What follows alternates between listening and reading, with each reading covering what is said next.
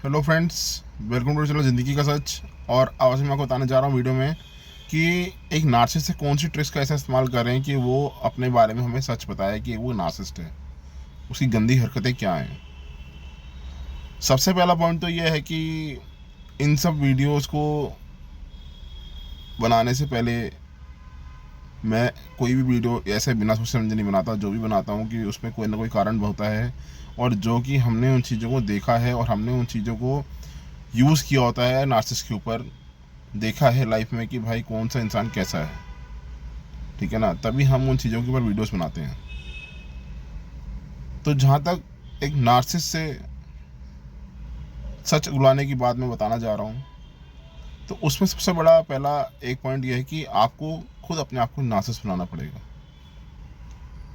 अब आप पूछो कि मैं अपने आप को नार्सिसिस्ट क्यों बनाऊँ, तो उसके पीछे कारण ये है कि देखो यार, हम लोगों को ना उसकी गंदी हरकतों को ना, हमें उस चीज़ों को यूज़ करके और हमें उन चीज़ों को पूरा, जैसे एक लव बॉम्बिंग, ट्रोमा बॉन्डिंग, जो भी चीज़ें इसमें आती है ना, वो हमने नार्सिसिस्ट के सामने करके दिखानी है।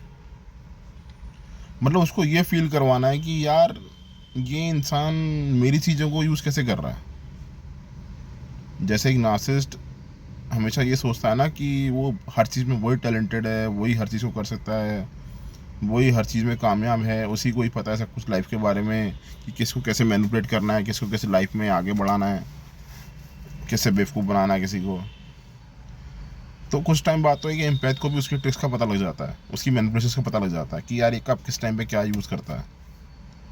ठीक है ना, तो उन चीज़ों को अगर हम यूज़ करके नार्सिसिस्ट के ऊपर ही इस्तेमाल करें, और जो मैनिपुलेट करता है, जो भी हरकतें कर रहा है, कई बार मेरे पास ऐसी ऐसी कॉल्स आई हैं कि कुछ नार्सिसिस्ट ही होते हैं जो कॉल कर रहे होते हैं, क्योंकि उनको एक बारी किसी के जब वो डिस्कार्ड करते हैं, उसके बाद जब उनको खुद धोखा मिलता है ना, तो वो उनको खुद एक ट्रॉमा बॉन्ड हो जाता है।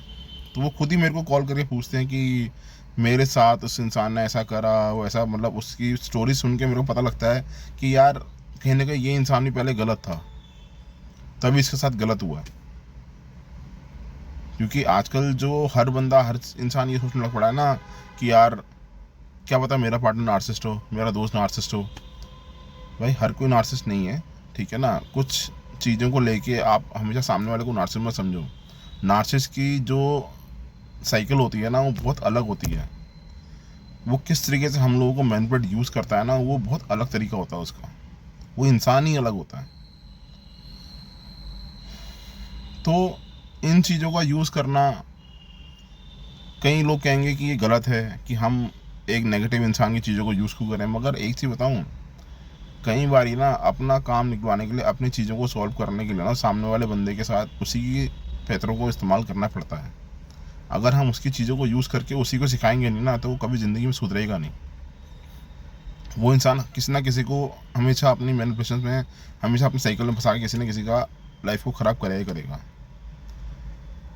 जब मैंने एक नार्सिसिस्ट से उसकी चीज़ों को सीखा, मेरा फर्स्ट टाइम जब डिस्कार्ड हुआ, तो सेकंड टाइम मैंने उसकी चीज़ों को ना पूरा नोटिस करना शुरू कर दिया। फर्स्ट टाइम में मैंने काफ़ी कुछ सीखा था डिस्कार्ड होने के बाद। कुछ लोगों ने मेरी हेल्प करी, कुछ लोगों ने मुझे बताया कि ये इंसान इस तरीके का है, इस तरीके से बात करो।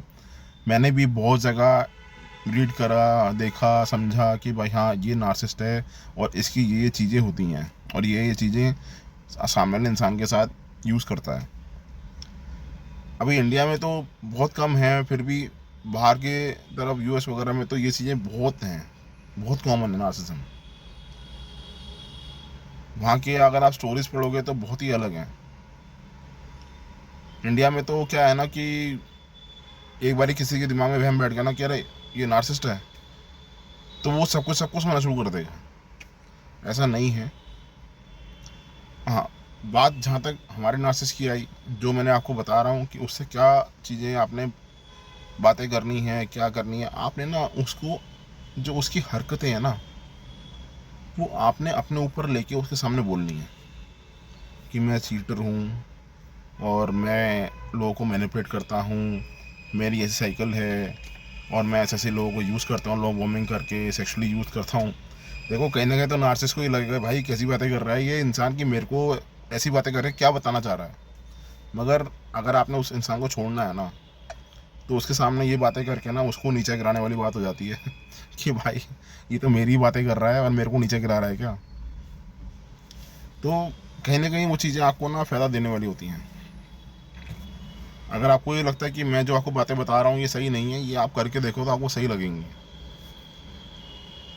भाई उनकी चीज़ों को इस्तेमाल जब तक नहीं करोगे ना उनके ऊपर ही, तब तक वो सुधरेंगे नहीं। मैंने इन चीज़ों को यूज़ करा है। मेरे को नार्सिसिस्ट ने फर्स्ट टाइम मैनिपुलेट करा, सेकंड टाइम मैनिपुलेट करा, मगर उसके पीछे मैं कोई ना कोई खेल खेलना शुरू कर दिया।